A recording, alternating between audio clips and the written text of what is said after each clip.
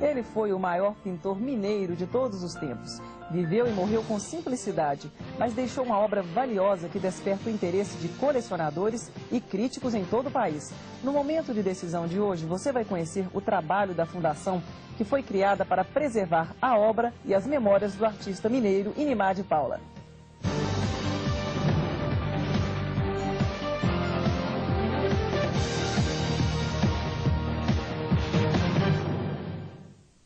Eles conquistaram a confiança e a amizade de Inimar de Paula. Convenceram o artista a entrar num projeto audacioso e inédito no Brasil, montar a fundação antes do seu mestre morrer. Estão conosco o presidente da fundação Inimar de Paula, Mauro Tunes, e um dos diretores e fundadores, Romero Pimenta. É um prazer tê-los aqui no momento de decisão. Igualmente, Neto. O prazer é nosso. Como é que foi que vocês tiveram a ideia da fundação Inimar de Paula? Olha, esse momento de criar a fundação foi uma ideia que surgiu um pouco interessante, porque ela surgiu de 3 pessoas ao mesmo tempo, sem nenhuma comunicação. Foi uma ideia minha, uma ideia do Murilo de Castro, um ligou para o outro e a gente resolveu fazer uma exposição para o Inimar de Paula. Sim. Entramos em contato com ele um pouco ressabiado, um pouco duvidando daquela proposta que seria grande no Palácio das Artes, e essa exposição saiu de uma maneira fantástica. Ela aconteceu de uma maneira como ele nunca tinha visto antes, em toda a vida dele, uma coisa acontecer, do jeito que ele queria e grandiosa. E o momento final dessa exposição foi que nós reunimos com ele e falamos: Inimar, agora nós precisamos de pensar maior, pensar para sempre. E aí nós começamos a falar do assunto. E você, Mauro, quando é que você começou a se interessar pela arte, pelo trabalho de Inimar? Esse é um caso interessante. Eu, assim que acabou de montar o meu apartamento, eu e minha esposa, a Lília, nós fomos e adquirimos uma obra de arte. A primeira. Sim. E foi um caso super, vamos dizer, inédito, diferente, que eu e a Lília, nós ficamos fascinados com aquilo. Né? Nós ficávamos vendo a obra, e aquilo foi... A gente ficou, cada dia que a gente entrava na sala, a gente parava, sentava, ficava vendo aquilo, e achava um novo detalhe. Sim. E isso aí foi como um bichinho picou. É aquele bichinho que morde a gente, que você fica com aquilo atrás da orelha. E você vai querendo aprofundar, você vai estudando um pouco sobre isso, né? Vai conhecendo pessoas e vai descobrindo esse universo maravilhoso que é o da obra de arte, um intrigante também, né? Romero, e naquela época, então, quando vocês procuraram o artista Inimar de Paula, como é que ele reagiu a essa proposta de, então, fazer a Fundação Inimar de Paula? Com muita desconfiança. O Inimar foi um artista que ele se dedicou especificamente à obra, à produção da obra. Sim. E ele sempre disse pra gente o seguinte: eu já fui trapaceado na minha vida demais para acreditar que agora, no final dela, o que eu sempre sonhei vai acontecer. Puxa vida. Ainda mais uma proposta tão monumental vindo de pessoas que ele ainda não tinha confiança. Sim. Até então, a única coisa que a gente tinha provado é que a gente era capaz de fazer uma exposição. E a proposta era uma coisa inédita no Brasil. Então ele pegou, sentou com a gente, reunimos mais de uma dúzia de vezes. Sim. E em todas as reuniões ele terminava e falava assim: é pouco. Para fazer tem que ser mais. Ele era uma pessoa que pensava grande. Grande. E para nós aquilo soava com uma certa antipatia. O cara está mal agradecido, nós estamos querendo fazer e ele está achando pouco. Sim. E ele tinha toda a razão. Todo tamanho que pudesse parecer grande naquele momento seria pouco diante da obra dele. E a gente veio a realizar isso quando a gente começou a catalogar. Realmente é um tamanho que até hoje a gente não tem ideia da dimensão, da grandeza dessa obra. Não, e dá pra gente ter uma ideia, porque nesses 6 anos, Mauro, vocês já catalogaram 1.700 obras, é verdade? Foram 1.700 obras ao longo de 6 anos. Nós catalogamos em Belo Horizonte, catalogamos em Salvador, Rio de Janeiro, São Paulo. E a catalogação, como o Romero falou, é uma surpresa. Aquilo é uma coisa fantástica, porque a gente fica na espera dos quadros. E cada maravilha que chega, cada obra que você nem imagina, que você fala: gente, foi o Inimar que fez isso aqui mesmo. E quantas obras vocês ainda querem catalogar? Qual que é a meta? Esse é um problema que nós estamos tendo hoje, né? Porque do universo de mais ou menos que a gente calcula... O que a gente calcula? Inimar também calcula mais ou menos 3.500 obras que Inimar fez ao longo da vida. Entre desenhos e olhos, né? Entre desenhos e olhos, né? Nós já catalogamos perto de 1.700 obras. E a nossa maior dificuldade hoje é justamente sensibilizar, mobilizar o proprietário, o colecionador a catalogar. né? Porque quem já tinha essa disposição já catalogou nessas 1.700. Sei. Uma coisa interessante de dizer é o seguinte, o que mais aparece da Fundação Inimar de Paula é esse trabalho de catalogação e preservação da obra que ele produziu.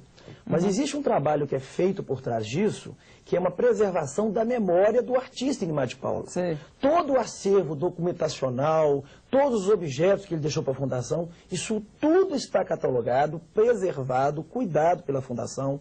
Foi criado um site da Fundação que é para que as pessoas tenham acesso a isso. Todas as fotografias, documentos mais importantes, prêmios estão disponíveis à população. Sim. E o maior sonho do Inimar de Paula era que o nome dele favorecesse, de alguma forma, a produzir novas gerações de artistas. Então, hoje, a Fundação Inimar de Paula patrocina uma escola de arte, Sim. que é baseada dentro do Lar dos Meninos de São Vicente de Paulo, que é pago pela Fundação Inimar de Paula. E lá, hoje, são quantos alunos já, Mauro? Nós já formamos, ao longo de um ano, 200 alunos. 200 Vocês alunos estão carentes. unindo cultura ao lado social que o nosso país precisa tanto. E que era o grande sonho dele, era o grande desafio dele. Parabéns por esse trabalho, um trabalho muito bonito. Obrigado. Vamos aproveitar que nós estamos falando aqui da arte, do trabalho de Inimar de Paula, para vocês contarem um pouquinho para os nossos telespectadores a história desses dois quadros que estão aqui no nosso estúdio. Primeiro, essa tela que está logo atrás de vocês. Tá. Essa tela aqui ela é muito interessante, porque ela é uma favela em que Inimar pintou em 1968. Sim. E Ele tinha essa preocupação com o social, com o problema social do nosso país.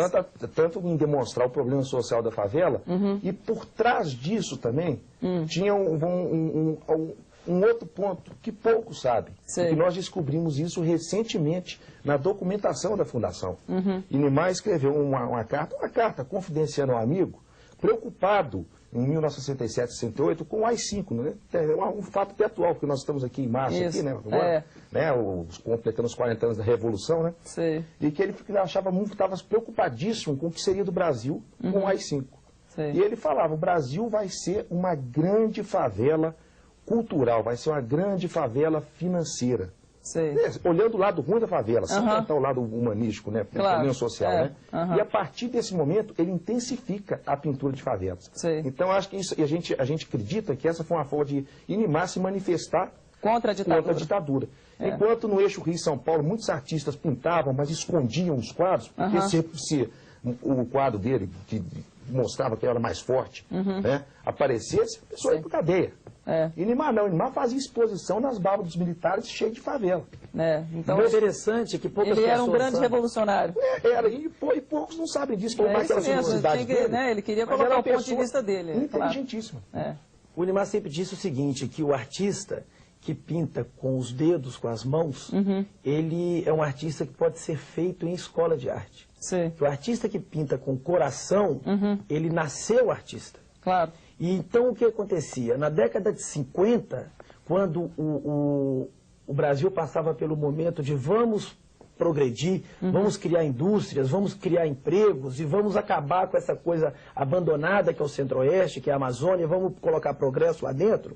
Inimar pintava aquelas telas de derrubadas e queimadas. Aqui logo atrás são as queimadas, não é As isso? queimadas. Isso há 54 anos atrás, ele denunciava um problema gravíssimo ecológico. E que hoje a gente constata que teve raiz exatamente naquela época. Talvez seja o primeiro artista brasileiro a denunciar a devastação das florestas e dos campos através da arte, da pintura. É o primeiro, e que eu saiba é o primeiro. Vamos ver então um trecho de um vídeo onde nós temos a imagem do nosso grande artista Inimar de Paula. Antes da composição, fundamental é o seguinte, é a cor, a forma, o modelado e a textura. Você precisa treinar também a sensibilidade. E o treino da sensibilidade é conviver com a natureza. Saber perceber, né, e transformar isso em pintura. Né? Nós estamos muito sujeitos às regras como princípio, mas depois nós temos de despedir isso e dar lugar à criatividade, que é muito importante. Bom, Mauro, esse vídeo foi dirigido por Tezuka Yamazaki, é verdade? Exatamente. É um vídeo, um curta, né, de mais ou menos uns 17 minutos, que foi feito em Ouro Preto, junto com o Carlos Bracha, que mostra bastante tudo isso que nós estamos falando, essa simplicidade e o talento de Nimar.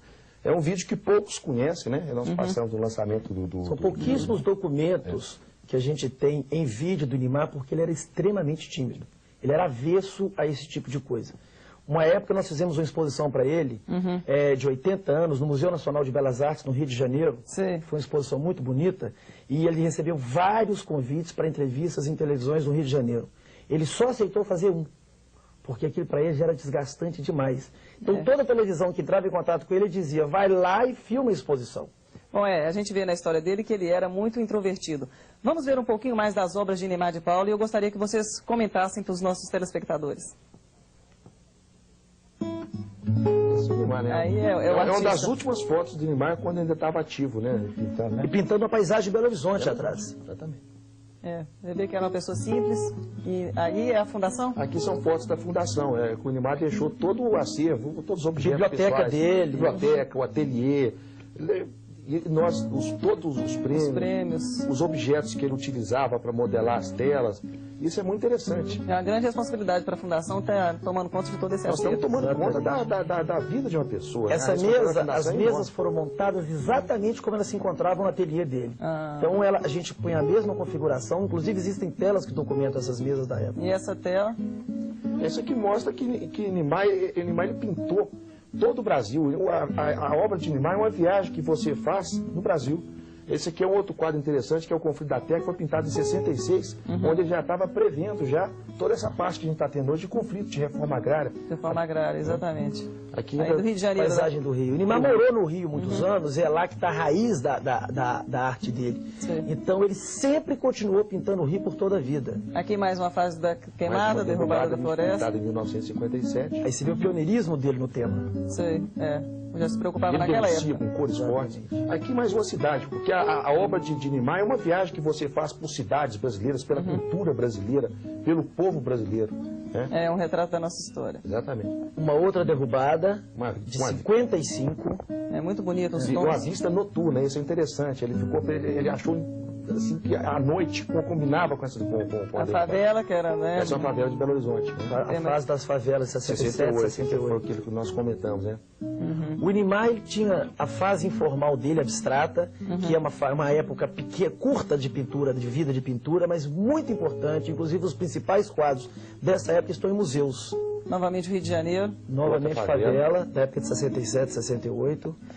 É interessante caracterizar as cores que o Nimar dá à pintura dele. Os telhados são vermelhos, não tem compromisso com nenhum formalismo. Ele gosta de cores vivas, né? Exatamente. Salvador, outra cidade que ele pintou.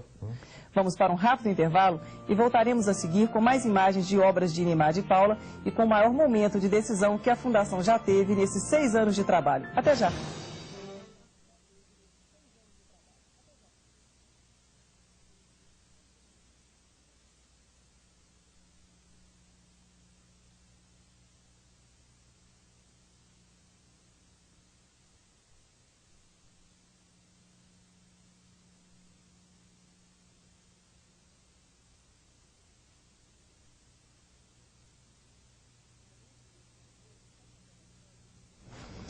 O momento de decisão de hoje está contando a história do pintor mineiro Nimar de Paula. Estão conosco o presidente da Fundação Inimar, Mauro Tunes, e o diretor e um dos fundadores, Romero Pimenta. Vamos ver algumas imagens de quadros do pintor mineiro Nimar de Paula em fotos de Isaac Boy.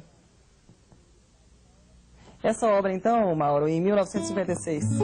Foi a época da explosão industrial do Brasil, na época de Juscelino Kubitschek. Então ele desenhou, pintou né, uma indústria para mostrar o Brasil sendo inserido na industrialização. Né? Um grande retratista, Nimar. Ele pintou figuras ilustres, como Carlos Drummond de Andrade. Pintou, né, Roberto, centenas. Né? Amigos, gostava de pintar amigos. Né? A queimada. Outra queimada também do interior. Essa aí veio o fogo, em 1950. Como preocupava Nimar isso, né? Fortaleza, ele também morou em Fortaleza no início da carreira dele. Foi quando ele começa a pintar profissionalmente em Fortaleza, 1944, 45, 46.